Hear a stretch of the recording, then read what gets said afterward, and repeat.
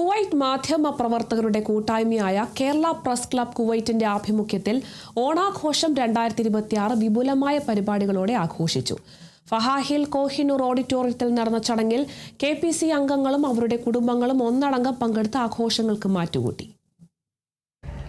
Kerala press club president TV Hikmat അധ്യക്ഷത വഹിച്ച ചടങ്ങിൽ Fahaheel Delhi public school principal Ravi Ayyanoli ഭദ്രദീപം കൊളുത്തി പരിപാടികളുടെ ഉദ്ഘാടനം നിർവഹിച്ചു.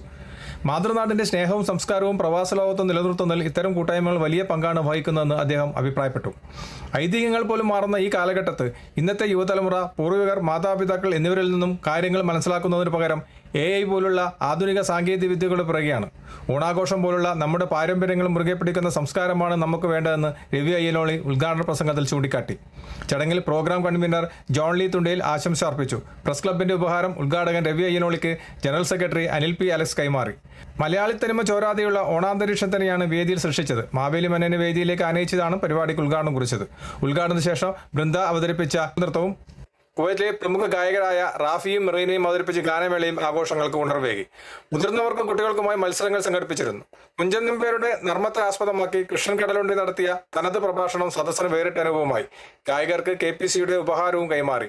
പ്രോഗ്രാം ജോയിന്റ് കൺവീനർമാരായ നിജാസ് കാസിം, ശ്രീജിത്ത് എന്നിവർ പരിപാടികൾ ഏകോപിപ്പിച്ചു. ചടങ്ങിനെ മാറ്റുകൂട്ടായി വിഭവസമൃദ്ധമായ പരമ്പരാഗത ഓണസദ്യം ഒരുക്കിയിരുന്നു. ചടങ്ങിൽ general secretary Anil P. Alex സ്വാഗതവും ട്രഷറർ അബ്ദുൾ റസാഖ് കുമാരൻ നെല്ലൂർ നന്ദിയും രേഖപ്പെടുത്തി.